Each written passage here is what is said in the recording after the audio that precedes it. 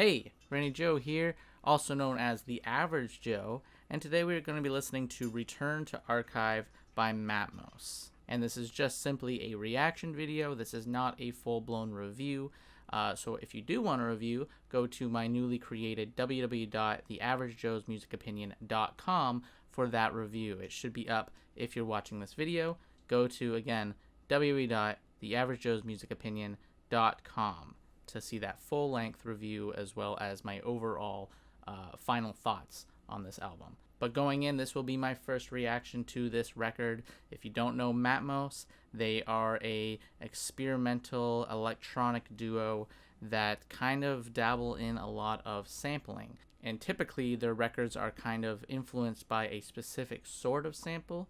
For example, on their record Plastic Anniversary, which was one of my favorite records the year it came out, was a very interesting exploration into the sounds of plastics. They took a lot of different plastic sounds, mutilated them, played with them, reversed them, warped them, whatever you want to call it, and created a very interesting LP full of sampled plastic noises. They also had a record that sampled a washing machine for the entirety of its runtime. It played around with it. They put stuff in it, as far as I know, and beat it up and did everything it could to a washing machine just to make some very interesting sounds and make it into some music. And now they're back with their newly released album Return to Archive, released on November 3rd, 2023. And according to the Bandcamp page, they gave this blurb, which reads, "In 1948, Moses founded Folkway Records with a self-proclaimed mandate to record the sounds of the entire world. From the sounds of North American frogs to speech after the removal of the larynx, Folkways documented the audible nooks and crannies of existence on hundreds of LPs produced by field recordists, scientists, and experimentalists probing the margins of human soundscape. 75 years later, electronic music duo Matmos, who we're listening to today, have diced, looped, stretched, and recontextualized these recordings on their new album Return to Archive, which was assembled entirely from the so-called non-musical sounds released on Folkways. On just the album's first track, dolphins, beetles, telephones, humans stretching the limits of their vocal cords, a shortwave radio, and a metal baler co-mingle in a fantasion of sounds both everyday and extraordinary. Each track on Return to Archive morphs the source material into something completely unexpected, honoring and expanding on Folkway's legacy of sonic exploration." So in other words, this is going to be a record full of just very bizarre sound recordings. If that doesn't sound like something that interests you, then you can click away now.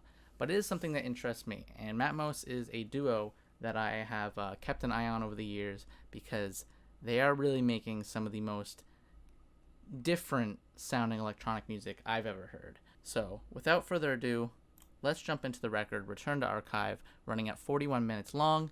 The first track here, Good Morning Electronics. Let's go. Ready?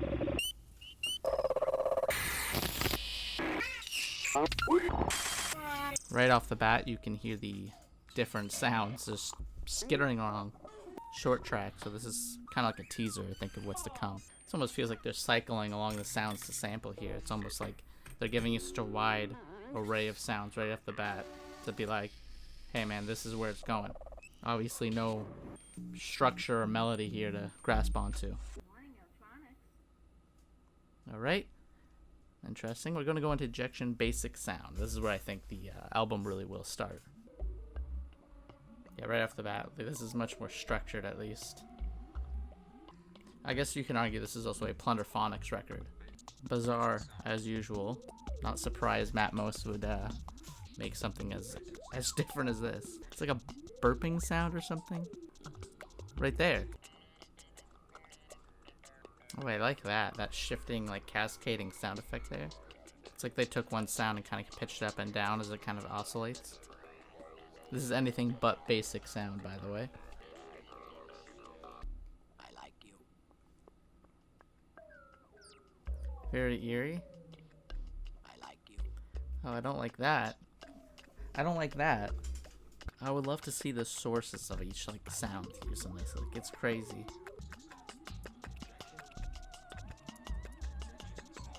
Like an operatic singing in the background. Something I can actually grab onto. Okay. Injection basic sound was anything but basic. That's for sure. Very weird. Not a lot that you can grasp onto in terms of what's being played, other than like the operatic tones and the weird vocals that are kind of manipulated throughout this. But if you told me to... Sorry, that's my cat, Winnie, jumping on the table here. Give it up for Winnie. Apparently he's joining us today. So anyway, this track was very funky, very interesting. I really enjoyed just the overall tone of it.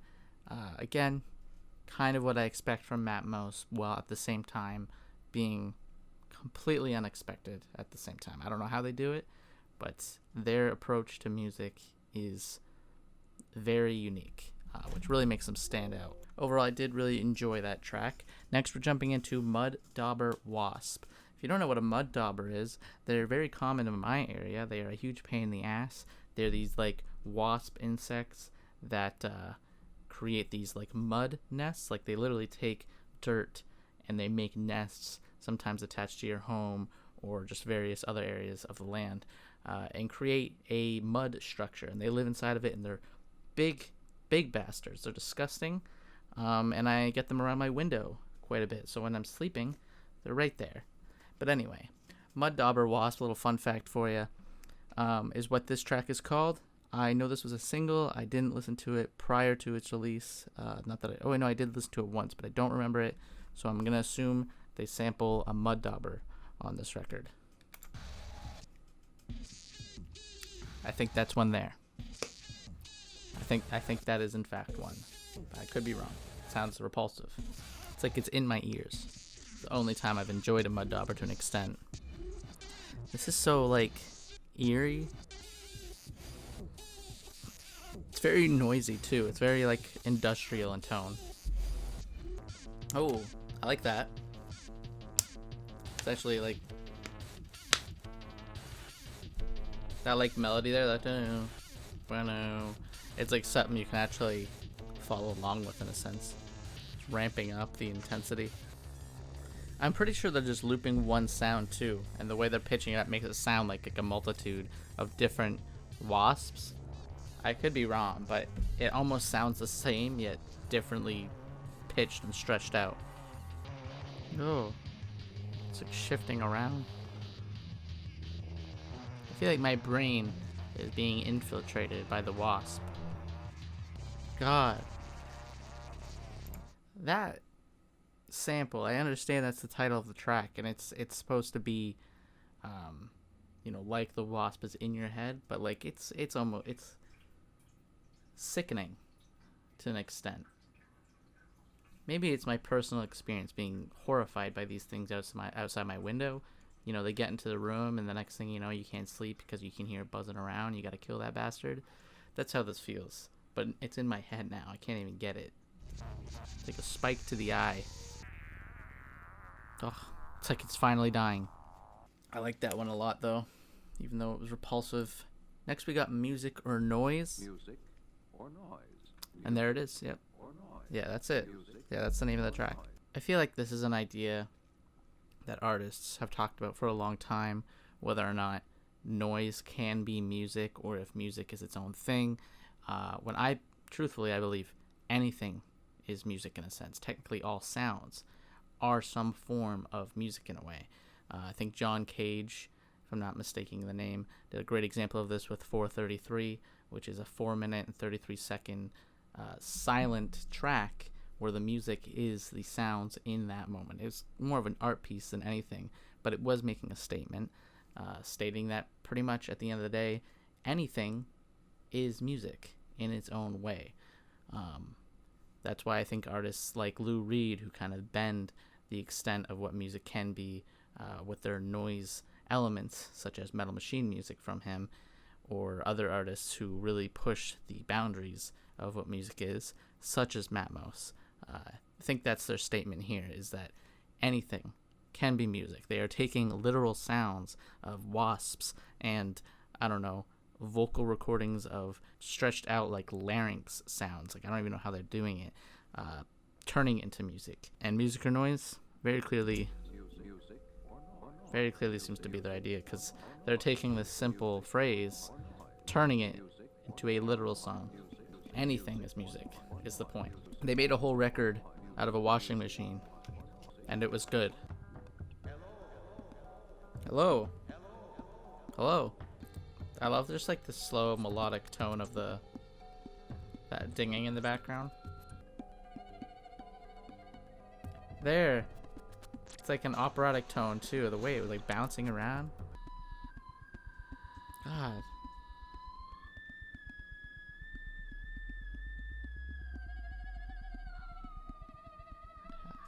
She sounds much better than the one in the background here. I don't know. Maybe I take back what I said. Maybe that is just noise. Oh, that harp is like a nice contrast to the harrowing screeching in the background. Oh, I like this though. Music or noise? Damn, that final drop there. I know throughout most of these tracks I sound like I'm repulsed by what I'm hearing, but typically the things that disgust me the most in music are the things I enjoy the most. I find it more interesting when an artist is willing to push things to a certain limit of uncomfortability. Matmos certainly excels at that in this one. This track is weird, eerie, definitely not for those who want something to, I guess, jam out to. But if you want something that is very, interesting in its approach, very complex in its tone and sounds, that still carries on a melodic tone, while at the same time challenging you with these weird, harrowing screeches or these random skittering, beeping tones, then you're gonna like this album. But this one here was pretty good. I think they did a pretty good job kind of taking the idea here of music or noise and really showing you that, yeah, these noises certainly are still music at the end of the day. They can do anything. These guys are truly on a plane of their own. Next we got Why, something many people will ask when hearing a Matmos track. I think it's a feature here by Avishin. Excuse me if I got that wrong. Crickets. I can identify that. I love the fact that like normal everyday tones are on this album, and like most of them you can't even identify. I think that really speaks volumes to the talent of the duo. I like the way it so gradually morphed into this completely different tone. I didn't even catch on to that. Oh, you can hear it saying why in the background. I don't like it.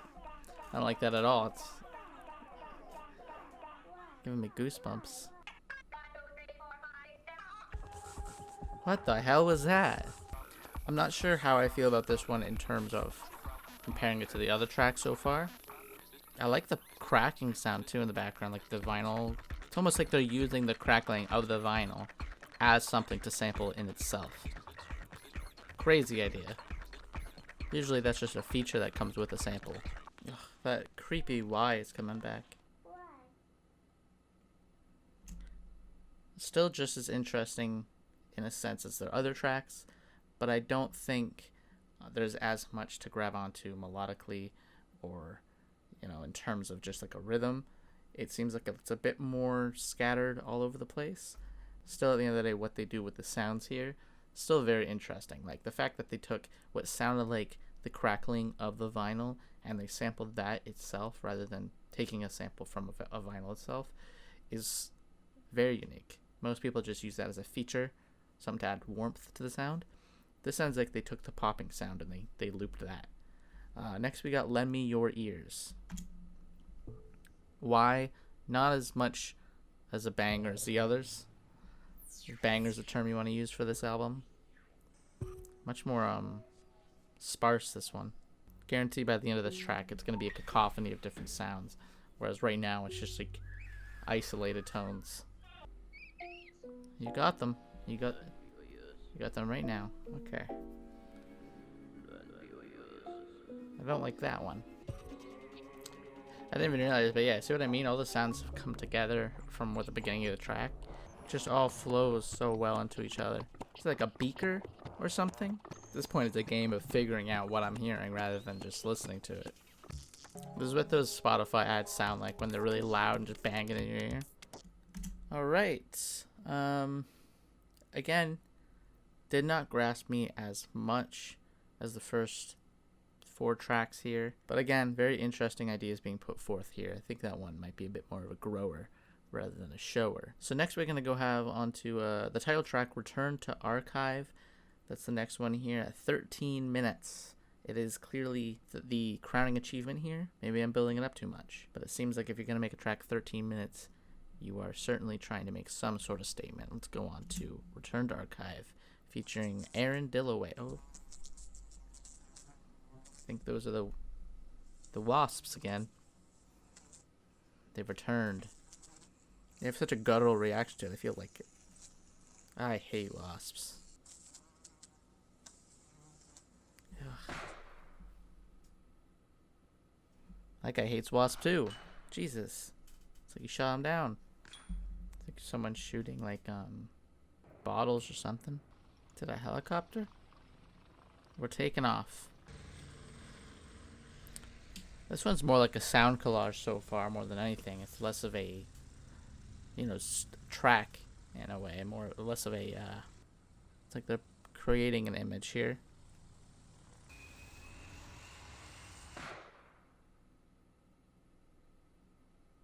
Jesus. Back to the shooting here. God, I feel like I just shot dead right now. I love how we're almost 5 minutes in. And yeah, this is certainly more of a sound collage than anything. Something I would love to get into myself. I would love to be able to make sound collages. I do think there's a certain skill to it that, although seems easy at first, I don't think it's as easy as the tracks make them out to be. They're clearly manipulating the sample here, though. Is it morphing into a song right now? I can't tell. It's like a... It feels dizzying, this sample. Like, I feel like I'm just zoning out right now. Like I'm on another planet. What is it doing to me? The Wasps are back. I hate these things. I would love to see what the recordists were like in the field. Like, they definitely had a mic, like, right up to, like, a nest of some sort. Oh, that sound there is what they used in Mud-Dauber Wasp. That, like, little loop there sounds like the sound that they took and, like, magnified for the third track, Mud-Dauber Wasp. Maybe that's all of... Maybe this whole 13 minutes is sounds we've heard thus far stretched out. Maybe I'm overthinking it. But that sounds like maybe what they're doing here. If that's the case, that makes this sound collage like far more interesting. It's like almost like a companion to the rest of the album. Weird that they wouldn't put it at the very end, or at the very beginning even. Probably the only person on YouTube deciding to do a reaction to this album, because I think most people would realize it's a weird album to react to. What? It's like a slow down. Green frogs. All Oh. to be heard, some calling from the opposite side of the river. Is it gonna keep... Okay. I was wondering if it was gonna keep taking the vocals, speeding it up, kind of going from reverse, like slow down, all the way to hyper speed. Those are tree frogs? I'm gonna assume that's a yes on the tree frogs there. I don't know what this sound is. Like, that kind of reminds me of like that radioactive sort of tone. You know, when like that's that meter thing that tracks radioactivity. If that's the case, that field recordist did not last long.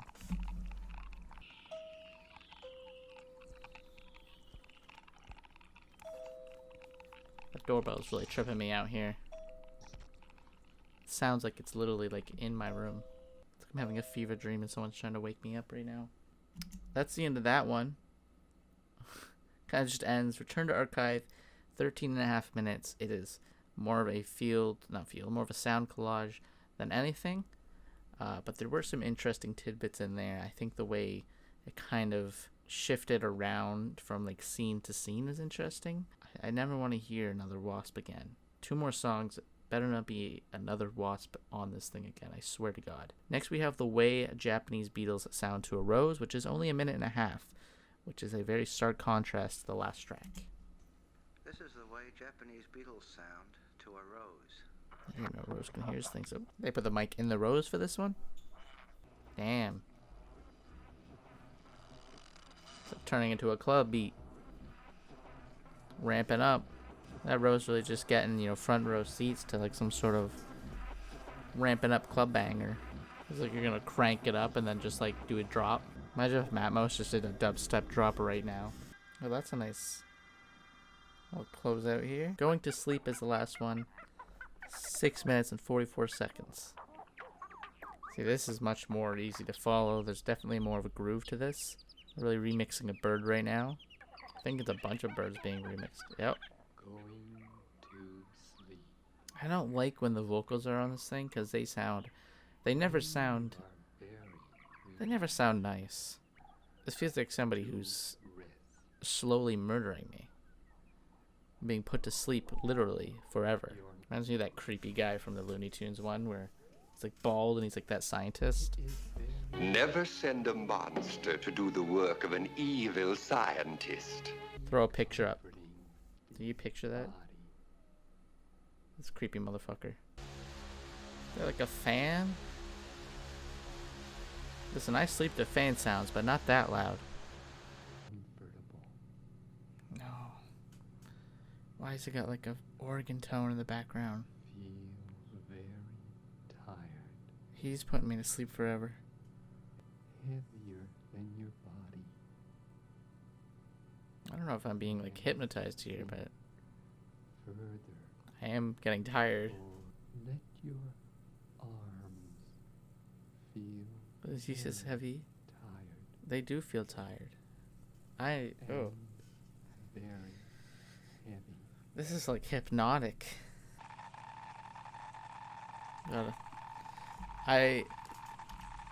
I'm not even playing right now. I'm actually feeling like more tired hearing this thing. Oh, wow. I swear to God.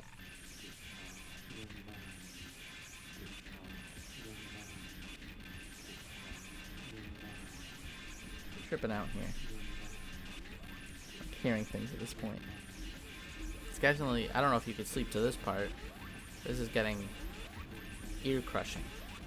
It's like turning into noise at this point. Or music. Okay. I think that's how it's going to close out here. Just like a slow fade out. Kind of like the slowly enveloping end there. I like that one. Also did make me very sleepy. I'm not sure if this is just a placebo effect, but like the tone that person was speaking paired with the weird, washed out effect in the background did legitimately make me feel more tired. Could just be a placebo, but maybe that's what hypnotism is.